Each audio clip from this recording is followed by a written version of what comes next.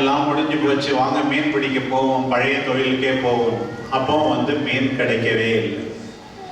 ஆண்டவர் போய் நான் சொல்ல இடத்துல வலைய போடுங்கன்னு நிறைய மீன் கிடைச்சது.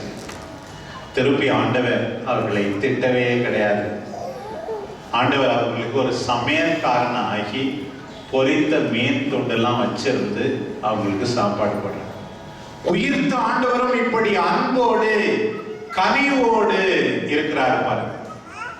உயிர்த்த ஆண்டவருடைய அன்பு கனி, ஒவ்வொரு காட்சியிலும் இந்த இரக்கம் இருக்கிறது. பிரியமானவர்களே, இன்றைக்கு நீங்க எல்லாரும் இன்றைய அருள் வாக்கை கேட்டுவிட்டு நீங்கள் கனி உடையவர்களாக, இரக்கம் உடையவர்களாக, ஆண்டவருடைய மனநிலை உங்களில் இருந்தால் அதுதான் பெரிய ஆசீர்வாதம். தவக்காலம் கொண்டாடுறதுக்கு அர்த்தம், இந்த ஈஸ்டர் காலம் கொண்டாடுவதற்கு அர்த்தம் இதுதான். ஆண்டவர் இயேசு வாழும்போது இப்படி இருந்தாரு, உயிர்ப்பின் காட்சிகளின் போது இப்படி இருந்தாரு, கனிவோடு இருந்தாரு, இரக்கத்தோடு இருந்தாரு. ஏன் நான் இருக்க கூடாது என்று நினைத்து நீங்கள் வாழ்வதுதான் ஆண்டவருக்கு மிக மிக உகந்த வாழ்க்கை. உயிர்த்த ஆண்டவரை நம்புறீங்களா? நம்புறீங்களா? நம்பலையா? ஆண்டவர் உயிர்த்துட்டார் நம்புறீங்களா? நம்பினவருடைய வாழ்க்கை எப்படி இருக்கும்னு சொல்லி இன்றைய முதல் வாசகத்துல நம்ம வாசிக்க கேட்டோம் பாருங்க. நம்பனா இதெல்லாம் செய்றீங்களான்னு கேளுங்க, இல்லைன்னா நம்பலன்னா. என்ன சொல்லியிருக்கு? திருமுழுக்கு பெற்றவர்கள் திருத்தூதர் கற்பித்தவற்றிலும் நட்புறவிலும் அப்பம் விடுவதிலும் இறை வேண்டலிலும் உறுதியாய் நிலைத்திருந்தார்கள். திருத்தூதர் கற்பித்தது, ஆண்டவருடைய வார்த்தை பல கடிதங்களாக இருக்கிறது, வேறு விதத்திலும் வெளிப்படுகிறது. ஆண்டவருடைய போதனையை கேட்கிறீர்களா? கேட்டு அதன்படி நடக்கிறீர்களா? இரண்டாவது, இறை வேண்டல், ஒவ்வொரு நாளும் ஜெபிக்கிறீங்களா? உயிர்த்த ஆண்டவரை நம்பினால் ஒவ்வொரு நாளும் ஜெபிக்கணும், இறை வேண்டல் செய்யணும். இன்னொன்னு அப்பம் பிடுதல், அதுதான் நம்முடைய நற்கருணை. எவ்வளோ பேர் நம்முடைய கத்தோலிக்க சபையை விட்டு வேறு பக்கம் போய்விடுகிறார். ரொம்ப வருத்தமான, வேதனையான. நான் சொன்னது போல இறை வார்த்தை தெளிவாக்கப்படும் போது உள்ளம் பற்றி எறிந்தது. ஆனா என்ன வாசிக்கிறோம்? அப்பத்தை பிட்கையில் தான் ஆண்டவரை கண்டு கொண்டார். அப்பத்தை பிட்கையில் தான் ஆண்டவரை கண்டு கொண்டார்கள். இது வாசக மேடை, இது அப்பம் ரசம் ஒப்பு கொடுக்கப்படுகின்ற இடம். இரண்டுமே முக்கியம். இறைவாக்கு வழிபாடு போதும் என்று இருந்துவிடக் கூடாது. உள்ளம் உருகலாம். ஆண்டவரை கண்டுகொள்வது அப்பத்தை பிட்கையில் தான். எல்லாருக்கும் எடுத்து சொல்லுங்கள். பிரிந்து போன எல்லாரையும் மீண்டும் சேரும்படி சொல்லுங்கள். இதை என் நினைவாக செய்யுங்கள் என்று சொன்னால் என்ன அர்த்தம்? எப்படி எவ்வித மிச்சமும் இன்றி என்னையே விட்டுக் கொடுக்கிறேனோ அதே போல உன்னை விட்டுக்கொடு என்று ஆண்டவர் உன்னை அழைக்கிறார் என்றுதான் அர்த்தம். அப்பத்தை பிட்கையில் நிலையாயிருந்தார். அப்பம் பலிபீடத்திலே பிற்கப்படுகிறது.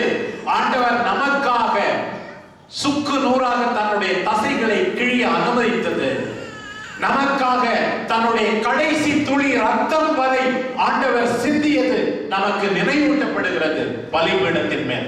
இந்த பலிபீடம் வேண்டாம், வாசக மேடை மட்டும் போதும் என்று சொல்லக்கூடாது. அவர்கள் இறை வார்த்தையை கேட்பதிலும் அப்பத்தை பிற்பதிலும் நிலையாயிருந்தார்கள். மறக்கவே மறக்காது.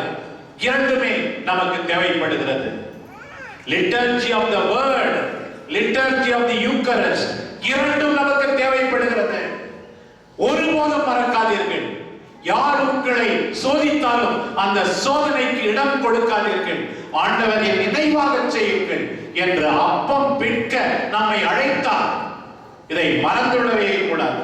பாருங்க, இன்னும் அவர்கள் எப்படியெல்லாம் இருந்தார்கள். அவர்கள் அனைவரும் ஒன்றாயிருந்தார்கள். ஆண்டவர் நம்புறேன், கோயிலுக்கெல்லாம் வரேன், மாமியார்ட்ட மட்டும் பேச மாட்டேன் சாமி. நீ ஆண்டவரை நம்பல பார்த்தாயே, என் மருமகளை கண்டாவே எனக்கு பிடிக்காது சாமி. நீ ஆண்டவர். அனைவரும் ஒன்றாயிருந்தார்கள். சண்டை போட்டுக்கிட்டே இருந்துட்டு நல்லா பாடினா என்ன பிரயோசனம்? எந்த பிரயோசனமும் இல்லை. உன் குரல் தான் கேக்குது. அனைவரும் ஒன்றாய் இருந்தார்கள்.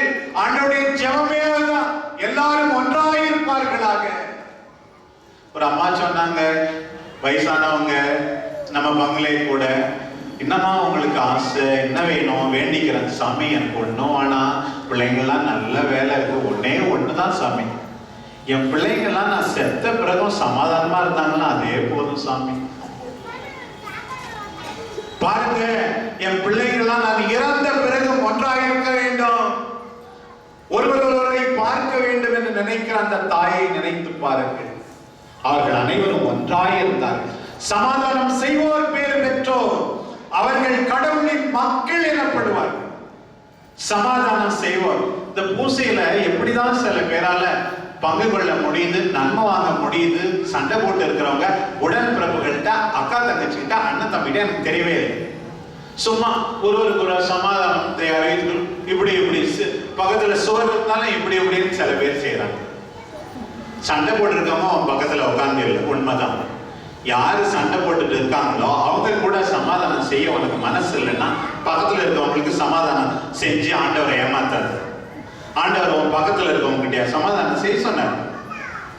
பெத்த அப்பா அம்மாவை பார்க்கல, அண்ணன் தம்பியை பார்க்கல, தயவு செய்து கேள்வி கேட்கிறேன், ஆண்டவர் பெயரால் கேட்கிறேன், ஒன்றாக இருக்க வேண்டாம். அதுதான் இந்த திருப்பலியின் அர்த்தம், இறை வார்த்தையின் அர்த்தம். பாருங்க, ஒன்றாக இருந்தார்கள். பாருங்க, எல்லாம் பொதுவா இருந்துச்சான். எல்லாம் இன்னும் பிரியாத குடும்பம் கூட, கூட்டு குடும்பத்தில் கூட எல்லாம் ஒன்னா இருக்கிறது இல்லை. எனக்கு தான் இது. அவரவருடைய தேவைக்கு ஏற்ப, from each according to his ability, உன்னால் முடிந்த வரைக்கும் குடும்பத்துக்கு கொடு, உன்னுடைய தேவைக்கேற்ப குடும்பத்திடம் இருந்து பெற்றுக்கொள். நான் 10,000 சம்பாதிக்கிறேன், நான் எனக்கு தான் அதிக காசு கொடுக்கணும், அப்படி இல்லை. இதுதான் நற்செய்தி. மதிப்பீடுகளின்படி வாழ்பவர்களின் வாழ்க்கை முறையாம் பாருங்கள். பிரியமானவர்களே, இந்த இரக்கத்தின் ஞாயிறு இரக்கமே உருவான ஆண்டவரை உற்று பார்க்க அழைக்கிறது. நாம் இரக்கம் உள்ளவர்களாக செயல்பட அழைக்கிறது. உயிர்த்த ஆண்டவரில் நம்ப அழைக்கிறது. நம்புவதற்கேற்ப இந்த வாழ்க்கை முறையை தேர்ந்து கொள்ள அழைக்கிறது. இப்பலியின் ஆற்றல் அருள் நமக்கு துணை புரிவதாக. ஆமென்.